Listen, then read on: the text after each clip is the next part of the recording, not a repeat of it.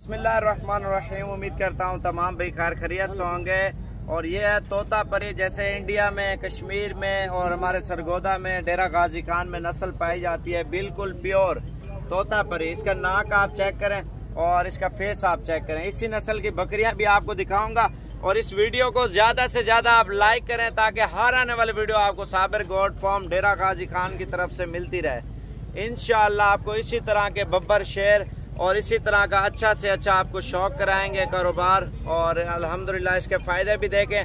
Main बात शौक देखें, बाकी बकरियां आपको दिखाते हैं। इस वीडियो को ज़्यादा से ज़्यादा आप लोगों ने लाइक करना है ताकि हर आने वाली वीडियो इंशाल्लाह साबिर गोट फार्म की तरफ से आप लोगों को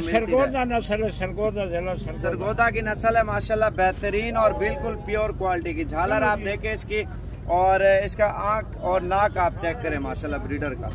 तो इसके अलावा आपको ये बकरियाँ और माशाल्लाह से बिल्कुल एक नंबर की।